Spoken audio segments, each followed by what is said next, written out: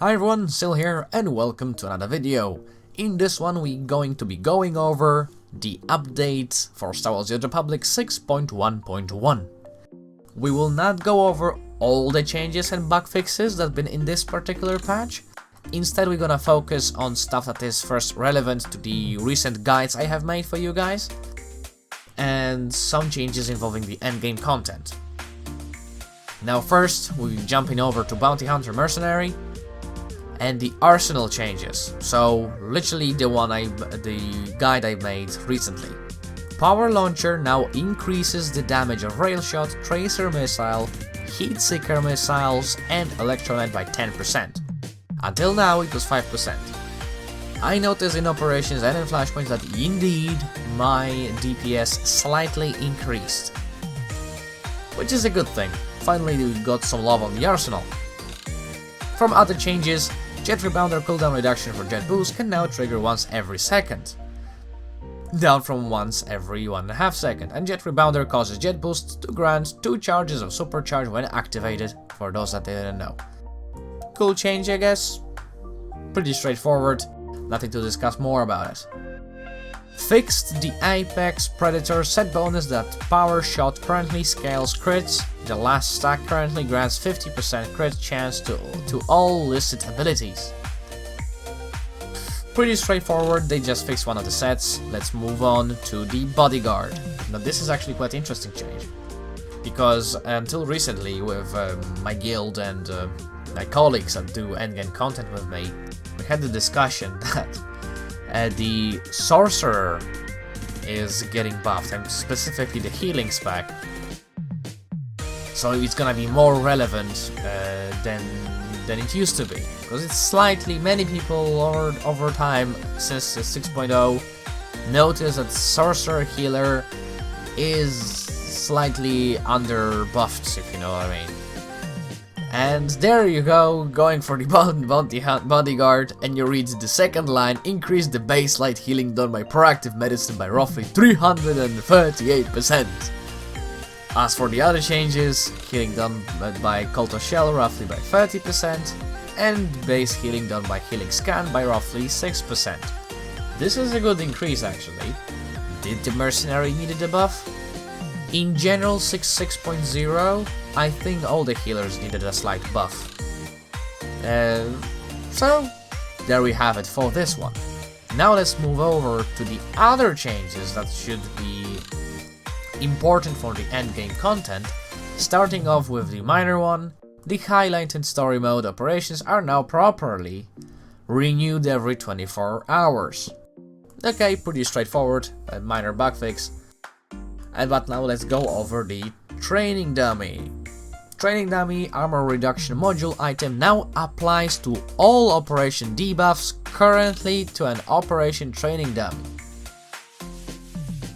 By the description it seems like technically the DPS should increase, if I understand it correctly.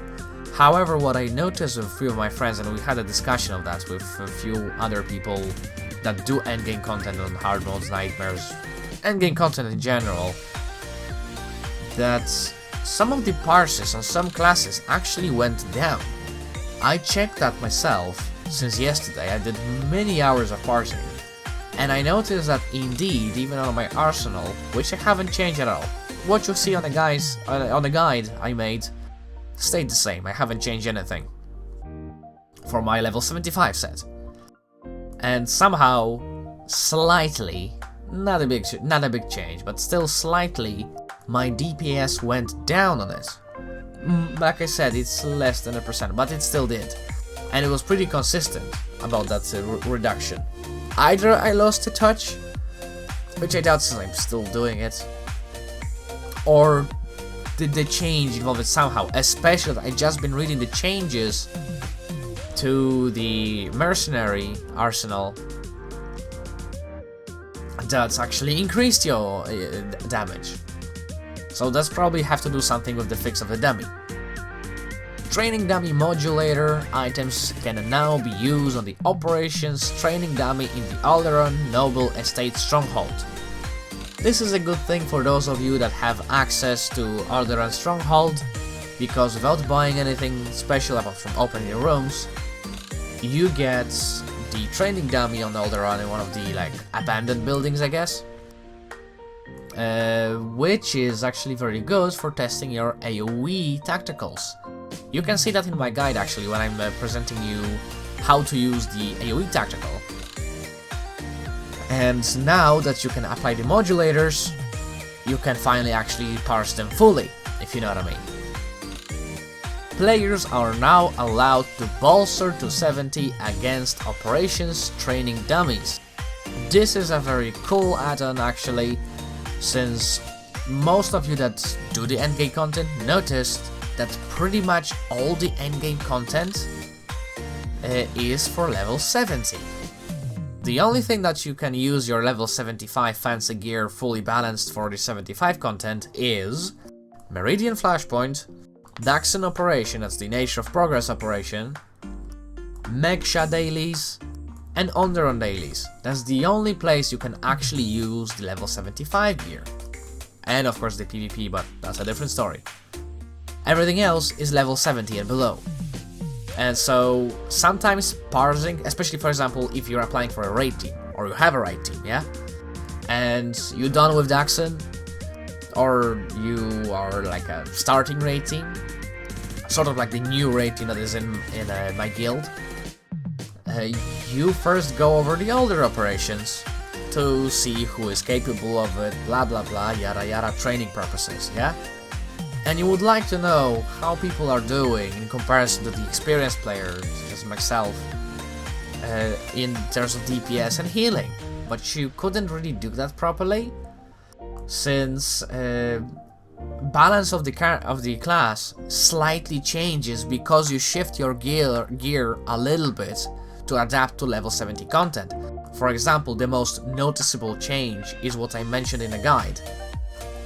In level 70 stuff on my mercenary, I use two completely different relics. One is an electricity relic, the manual one. On the level 75, I use power and mastery relics, the automatic one. This actually involves in how you parse or how you hit stuff. So now that you can actually bolster to level 70, that's a good thing because you can test your setup for level 70, that's first, without needing to go to operation or a flashpoint. Plus, it allows like raid leaders and people to check people's numbers for the content that you're gonna be doing from the previous patches, yeah? So that's a very good change, I like it very much. Players can now resummon the assistant companion droid after being killed in solo mode flashpoints. Cool things, I noticed that many people complain about it. So, I got a good fix. Now let's move on to operations. In the flashpoint, those are minor bug fixes. So let's just skip over. Explosive conflict fixed an issue which allowed players to avoid the effects of the bolster in explosive conflict master mode on nightmare mode. Same thing applies to Terror from Beyond. Recently, after release of 6.0, there was apparently a bug, I've learned of it after they patched it, that some of the people glitched or exploited the operations on Master, specifically Scam and Villainy. And what they will be doing, they will be doing something with the utilities, some special setup or whatever, and that somehow made them level 75 instead of level 70, like a downgrade, what you normally have in older content. It led to some people losing their achievements and stuff, as far as I'd seen the discussions, and now they did the same thing with Explosive Conflict and Terror from Beyond. From other fixes, fix the duration of the communication breakdown debuff. That's a debuff when you get when you combat resurrect someone. In the Isaac's Encounter of Gods from the Machine story mode. Basically, the cooldown was kinda broken, because in story mode stuff, you're supposed to be able to use your combat rest every 30 seconds after 6.0 was released. Somehow on Isaac's you still have 5 minutes like in old days. The last one over here is what I said already about the Explosive Conflict, it's just Terror from Beyond that people been avoiding the bolster. Now let's move on to the Nature of Progress, the new operation. Red, the pack leader, removed randomization of placement for most plants, ball spawn points. This is to facilitate stability in the future timed run achievements. I think it's a good thing, because some of the plants have been very wonky, and some of them are actually hard to access. Specifically the one in the middle, where the ball normally usually spawns. So I think it's a good thing. Improved the accuracy of red acid jet relative to VFX. Slightly increased forgiveness for players who might have been clipped before. This is a very good thing. It's a significant bug fix, because when we did hard mode Nature of Progress recently, when we killed red, the tanks struggled. One of them being actually me. Like, red was doing the acid jet, you move out of it, we even been jumping to reset our position on the server, the long trick from operations, and it's somehow been still killing us, even if we've been standing miles of it, no, not miles, a few meters away completely from the cone. And sometimes we still got killed many times, so we had to move like to even to a distance which was basically ridiculous at some point. So it's a good thing they finally fixed it, because sometimes it happened, sometimes it didn't, so it was a clear bug. Holding pens improved the protections offered by flares against Fellshade Reapers.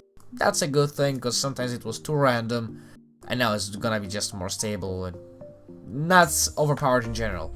Maybe because they're introducing Nightmare soon, and they didn't want to make it ridiculous. Containment Protocol, Trandoshan's, expanded the abilities considered to be a cleansing action for all cleansable debuffs in this fight. Okay, good. Fight is hard, this is gonna have to be easier. Much less hectic with those things, I think. That's my opinion on it.